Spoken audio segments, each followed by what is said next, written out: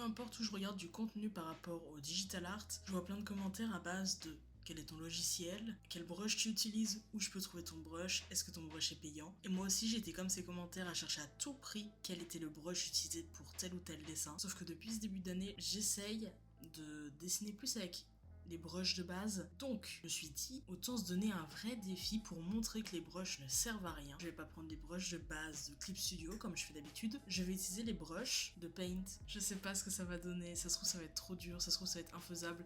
Et ça va me prouver que j'ai tort en fait. Mais je pense que c'est faisable. Donc bon, on va voir. En plus, je vais dessiner une fleur. J'en ai dessiné genre peut-être 2 dans ma vie. Donc bon, on va voir ce que ça donne. J'espère juste que ça va être pas trop dur. Bon, je sais pas trop quoi prendre comme brush. On va prendre celui-là. En vrai, les premiers traits, ça va. C'est pas non plus le meilleur brush, mais ça va. Par contre, je suis un peu surprise qu'il y ait des calques. Je pensais pas qu'il y allait en avoir, pardon. Je commence par un sketch. J'ai commencé par la tige pour ensuite faire le centre de la fleur sans finir la tige. Bon, et maintenant, on va rencontrer plusieurs problèmes. Comme vous pouvez le voir, les traits sont un peu bizarres, alors je pense pas que ce soit la façon dont je mets mon stylet ou la pression qui a un impact là-dessus. Au début, je pensais que c'est parce que je faisais des traits horizontaux, mais en fait non. Du coup, je sais pas du tout. Voilà, c'est pas grave, on va faire avec. Deuxième problème, c'est que le CTRL Z marche, d'accord, mais le CTRL Maj Z qui sert à, on va dire, CTRL Z, le CTRL Z, bah ça marche pas, voilà, donc je vais utiliser les petites flèches. Les boutons sur le côté de mon stylet qui me font passer du stylet à la gomme, ça par contre ça marche, donc au moins j'ai cette habitude qui va m'aider, voilà. Aussi la gomme par contre elle est carrée, voilà. Je trouve pas ça très pratique, peut-être qu'on peut la changer. Si c'est le cas, bah j'ai juste pas trouvé où c'était. Bon là j'y galère un peu, je veux changer mes calques de place. En fait, pour les changer de place, on peut pas le faire au stylet, on doit prendre la souris pour ça. Je commence la couleur et vous avez peut-être remarqué, à un moment donné, je bouge mon stylet, mais il n'y a pas de couleur qui s'affiche. J'ai l'impression qu'en fait, ça fait comme s'il y avait un réservoir d'encre. Bah, il n'y a plus de couleur, donc je dois arrêter de faire mes traits pour lever mon stylet et recommencer à faire des traits. Voilà, c'est un peu bizarre, donc bah je vais plus souvent lever mon stylet. Et j'ai l'impression qu'avec mon brush, il y a comme une stabilité. Donc la stabilité, si vous ne savez pas ce que c'est quelque chose qui va corriger votre trait, qui va le rendre plus stable donc. Sauf que la stabilité, si tu le mets trop élevé, ça va carrément changer ton trait pour qu'il soit, entre guillemets, parfait. Et donc, ça dénature carrément ce que tu fais. C'est pour ça que, par exemple, sur Clip Studio, je suis entre 20 et 25. Là, on dirait qu'il y a une stabilité sans en avoir. C'est-à-dire que mon trait, des fois, ne fait pas ce que je demande, comme s'il y avait une stabilité. Sauf que si je fais un trait pas du tout droit, bah, il n'y a pas de stabilité, donc il n'est pas du tout droit. Et c'est un peu étrange.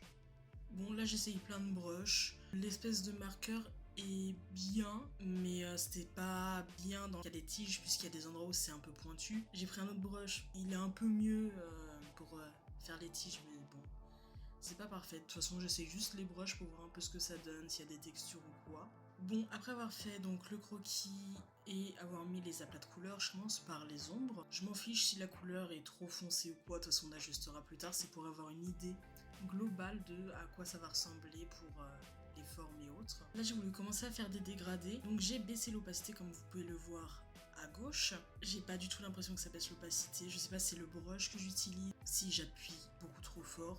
Bon, dans tous les cas je vais le remettre au maximum. Donc je vais me débrouiller et faire avec. Après avoir mis les ombres les plus foncées, je mets des ombres un peu moins foncées pour commencer à détailler. Et puis d'un coup, vous voyez que j'ai beaucoup avancé parce qu'en fait, ça faisait déjà 20 minutes que je dessinais.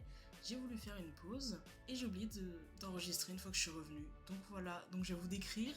Après avoir fait donc les ombres un peu moins foncées, j'ai commencé à rajouter un peu plus de couleur, un peu plus de orange, puisque la fleur, surtout la première, est pas si rouge que ça. Donc je mets un peu d'orange et je rajoute un peu plus de rose pour faire les côtés un peu plus lumineux de la fleur. Donc bon, à part moi qui fais des dégradés qui rajoutent des couleurs, vous n'avez pas loupé grand chose en vrai de vrai. Après avoir rajouté un peu plus d'orange à certains endroits, je commence à mettre vraiment plus de lumière, enfin les vrais points de lumière maintenant. Je prends pas un blanc, parce qu'en fait le blanc attire l'œil, donc faut pas trop en abuser. C'est comme le noir, on n'en met pas trop.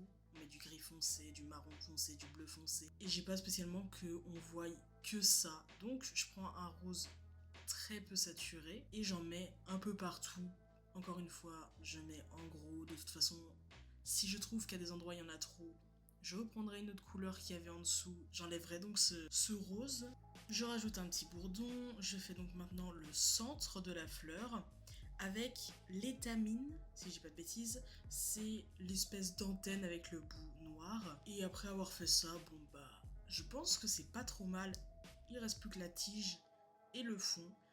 Je vais rester dans un style très messy, je sais pas comment on dit en français, peut-être bâclé, parce que j'ai l'impression que c'est compliqué d'être vraiment dans du réalisme. Déjà, j'ai pas les compétences pour, et en plus, j'ai l'impression que les brushes ne sont pas faits pour, ou que du moins mes compétences m'empêchent d'aller dans du beaucoup plus réaliste. Donc bon, je vais rester comme ça. Après, j'aime bien comment ça rend. Peut-être je suis délusionnelle parce que c'est mon dessin et que je le trouve cool. Je sais pas, j'aime bien en fait. La couleur de base pour la tige que j'avais choisie était beaucoup trop saturée et beaucoup trop verte. Donc, on désature tout ça, on va un peu plus vers le jaune. Et bon bah, pareil, je commence à remettre des couleurs. Là, je mets pas spécialement d'ombre puisque la couleur de base est très foncée. J'ai plutôt rajouté de la lumière et rajouté un peu plus de couleurs. Comme on voit, la tige, elle est pas juste verte, elle est un peu plus jaune donc. Et il y a même un endroit où il y a un peu de rouge, je suppose que c'est un bourdon. Je dis bourdon, mais ça se trouve c'est pas ça le mot. Avec toute la couleur que j'ai rajoutée au final, c'est plus aussi foncé que ça. Je reste dans quelque chose de pas trop saturé et je refonce les endroits qui ont besoin d'être foncés. Plus qu'à foncer un petit peu le fond et mettre ma signature, et voilà, le dessin est terminé. Est-ce que je vous conseille de dessiner sur Paint? Bah j'en sais rien. En fait, c'est un bon logiciel, je veux dire, vous allez pouvoir faire des trucs. Non, ça ne vous simplifie pas la vie comme un Clip Studio par exemple. Mais bon, si vous ne voulez pas payer Clip Studio ou Photoshop, je pense que ça peut être bien. Après, je suis sûre et certaine qu'il y a des logiciels gratuits qui font un meilleur taf. Je pense que faire du réalisme, c'est largement possible. Par contre, il faut avoir un bon niveau, je pense. Si vous débutez le dessin, vous voulez faire du manga, je pense très sincèrement que ça fera largement l'affaire. Après, oui, effectivement, si vous voulez faire plus que du manga comme du réalisme, du semi-réalisme, même peut-être des paysages et tout, ça peut être plus compliqué. Dessiner sur Paint, ça m'a donné envie d'essayer d'autres logiciels que Clip Studio, du coup, essayer des logiciels gratuits. Bon, je me renseignerai parce que j'avoue que j'en connais pas. Donc bon, sur ce, j'espère que la vidéo vous a plu et à la prochaine vidéo. Bye!